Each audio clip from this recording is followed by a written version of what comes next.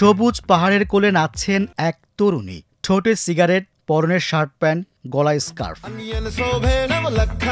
এক সপ্তাহ ধরে সামাজিক যোগাযোগ মাধ্যমে ঝড় তুলেছে এই ভিডিও।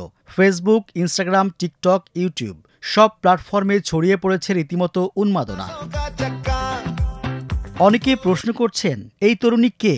তার নাম আসমা বিশ্বকর্মা। নেপালের এই মডেল ও নৃত্যশিল্পী নজর কেড়েছেন চিকরি চিকরি গানের কাভার নাচে।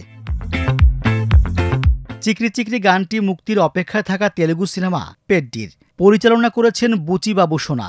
আগামী ২৭ মার্চ সিনেমাটি মুক্তি পাবে।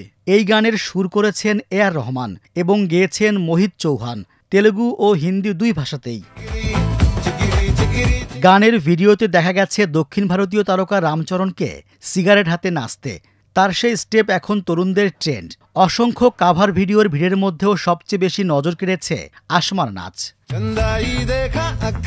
গত ১১ নভেম্বর আসমা তার ৪৪ সেকেন্ডের ভিডিওটি পোস্ট করেন বিভিন্ন প্ল্যাটফর্মে। ভিডিওটি ধারণ ও সম্পাদনা করেছেন সুরজ অধিকারী। মাত্র এক সপ্তাহে ভিডিওটি দেখা হয়েছে ৭ কোটিরও বেশি বার। শুধু ইনস্টাগ্রামে ভিউ ২ কোটি ১৮ লাখের বেশি, টিকটকে ২ কোটি ১৭ লাখ, ফেসবুকে ২ কোটিরও অধিক, আর ইউটিউবে ১ কোটি ১০ লাখ। অভিনেত্রী জাহ্নবী কাপুর ভিডিওটি ইনস্টাগ্রাম স্টোরিতে শেয়ার করে মুগ্ধতা প্রকাশ করেছেন।